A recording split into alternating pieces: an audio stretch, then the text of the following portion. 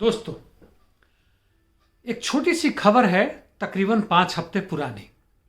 राज्यसभा में एक प्रश्न उठाया गया था मानवाधिकार उल्लंघन पे। उस पे केंद्र की तरफ से मंत्री ने जवाब में एनएचआरसी का एक रिपोर्ट पेश किया पिछले 3 वर्षों का।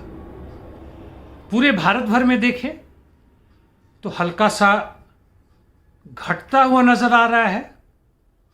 2018, 19, 19, 20, 20, 21 और अभी तत्कालीन वर्ष में देखें तो उसी के अनुरूप वह चल रहा है। खबर में यह मुख्य है कि उत्तर प्रदेश पिछले 3 वर्षों में अभी तक सबसे ऊपरी स्थान पर रहा है। कोई प्रशंसा की बात नहीं, यदि आपने गलत समझा हो तो मैं दोहरा दूं कि मानवाधिकार उल्लंघन सूची में उत्तर प्रदेश शीर्ष पर पिछले 3 वर्षों से लगातार अपनी यह स्थिति बनाए रखी है। 31 अक्टूबर 2021 यानी पिछले वर्ष के अक्टूबर तक का आंकड़ा है और तकरीबन 40% सिर्फ उत्तर प्रदेश में। आप अंदाजा लगा सकते हैं। वैसे कुछ आंकड़े मैं आपको दूंगा, लेकिन आंकड़े के पहले यह बताऊं, मैंने पहले भी कहा था कि आंकड़ों और भाजपा सरकार में अच्छा संबंध नहीं है। किसान के मरने की संख्या कम नजर आ सकती है, लेकिन उनके आत्महत्या का जो आधार है उसको बदल दिया गया। बेरोजगार होने का तो खैर आंकड़ा ही खत्म कर दिया गया, उसका आप कुछ नहीं कर सकते। वैसे ही औरतों पर जो जुल्म हो रहा है, बहुत सारे एफआईआर तो लिखे ही नहीं जाते, ऐसे ही उसे खत्म कर दिए जाते हैं। आज कोरोना वायरस का तीसरा लहर चल रहा है, उसमें कम से कम जितना भी आ रहा है उतना या उसका दुगुना तक लोग अब टेस्ट ही नहीं करवाते हैं। भूल जाइए सही आंकड़े का। जी हां, ये हमारा भारत देश महान है। खैर, आइए मैं एनएचआरसी के कुछ आंकड़ों की बात बताऊं तो 2018-19 पहला, दूसरा 19-20, तीसरा 20-21 और अंत में चालू वर्ष में अक्टूबर से आज तक, तो उसमें 89,000 या मान लें 90,000 था।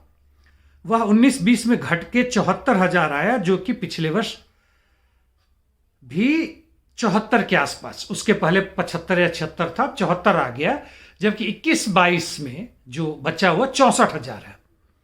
उत्तर प्रदेश की बात करें, जिसकी मैं बात करने के लिए आपके पास आया हूं, 18-19 में करीब 42,000 था, 19-20 में 32,000 या 32,500, काफी घटा दिख रहा है। 20-21 में 30,000, ये भी थोड़ा सा घटा है। और अभी हाल फिलहाल में चलता हुआ समय में जहां तक है वह तकरीबन 24,000 है, वह भी घटता हुआ नजर आ रहा है। दिल्ली की भी मान ले, दिल्ली भारत की राजधानी है।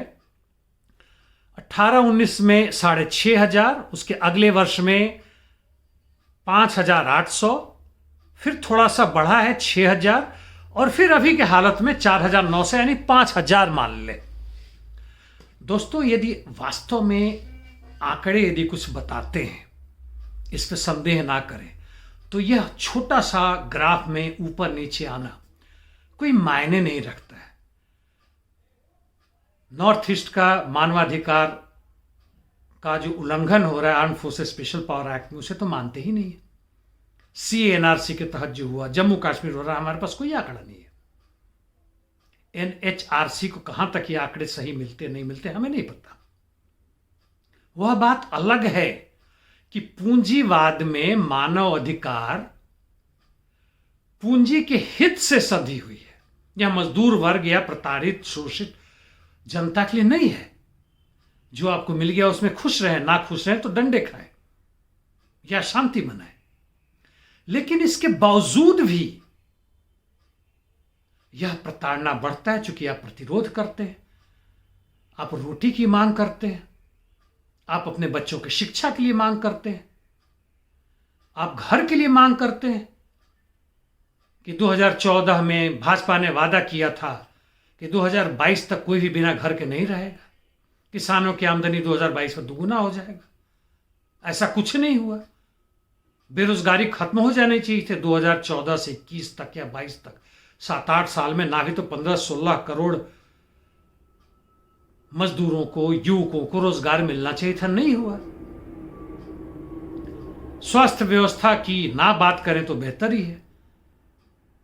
इंश्योरेंस कंपनियां किस तरह से लूट रही हैं आपको वो भी पता है। तो खैर साथियों, मैं ये आंकड़े लेके आया हूं, विश्लेषण तो कम ही है मेरा।